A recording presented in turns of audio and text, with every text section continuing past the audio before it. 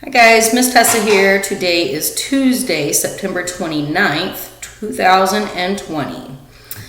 And we are going to continue our lesson that I started on yesterday, talking about emotions and self-awareness and anger management, things like that. So I will post these in the description box below and also on Google Classroom, so you have access to each page. I took a picture of it, so it might be a little bit small, but you can zoom in and look at it and read it. Okay, so the first page is just the definitions of basically emotion or feelings, the definition of what anger is, frustration, aggression, and anger management. So you can read through those, okay? Each one has a quick little description. All right, so the next page continues on with definitions of the anger model. So it's going to look like this. Okay, so first of all, it's going to give you a definition of trigger, interpretation, emotional reaction, decision, behavior, and consequence. Those are all important to know the definitions of, since those are words that we're going to be using throughout all of this. All right, so the next page is going to be the anger model. It says negative example. So basically, you're just going to read through, okay? This is the situation that's being dealt with. This is the interpretation, what you or the person might have felt was going on. This is the emotional reaction, the decision, the behavior, and the consequence.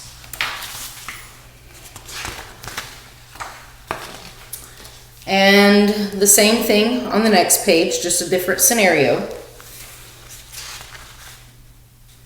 So I'll read through it real quick. So the trigger is you're standing in the lunch line when someone comes up to you, to a person in front of you, and begins talking to him. As the line moves forward, the person slips into the line ahead of you and continues to talk. So the interpretation. You wonder if the person is just talking to a friend and will leave, or if he is being sneaky and deliberate, cutting in line. You determine that he is cutting in line. Your emotional reaction or anger. You become angry. Your decision. You think about what you should do and decide to yell at him. Behavior. You step out of line, approach him, and tell him, "No cutting, idiot. Go to the end of the line." The consequence. He yells back, and angry words are said. You shove him, and the two of you get into a shoving match. Because of this, you're both sent to the principal's office and have to stay after school for 5 days. You also have to miss a cool field trip later that week. So, sounds like they could have used their words instead of their hands to solve the issue. So, the next page is anger control skills. Okay? So, the skill is in the first column here, the description, and when to use it.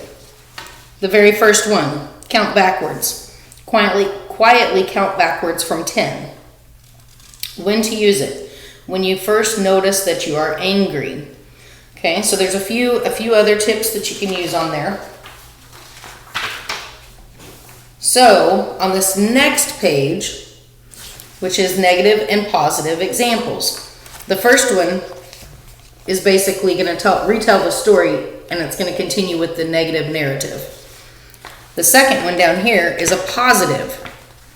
So, it gives you the same story, but it talks about how to deal with it in a positive way.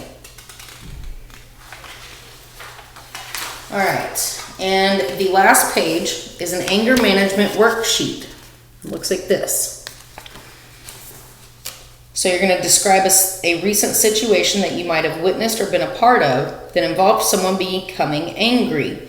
Be sure to include each step in this anger model in your description. And then at the very bottom, Using the anger control skills that you have learned, indicate the skills that could have been used in the situation you described and discuss how it could have been used. All right.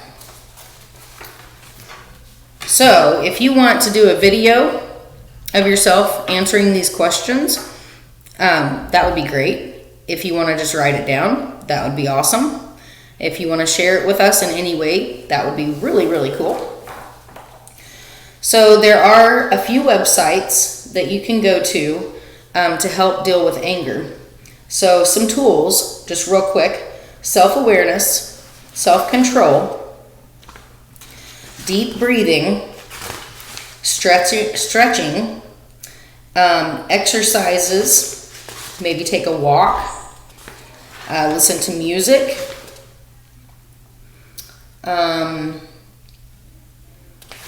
color. You can color. You can read a book. You can remove yourself from the situation so that you're not continually distracted and engaging in the problem that's happening. So the best thing would be to stop, take a deep breath, think about the situation, and think about a plan and a goal, and enact that plan by, trying to resolve the situation or just walk away. All right, so tomorrow I will go a little further into this, which is, it's called When Tempers Flare. So we'll talk a little bit about that tomorrow. It's, it goes into the self-awareness and self-control. And also, if you guys join with a Zoom, there are a couple of games that I've come up with that I would like to share with you.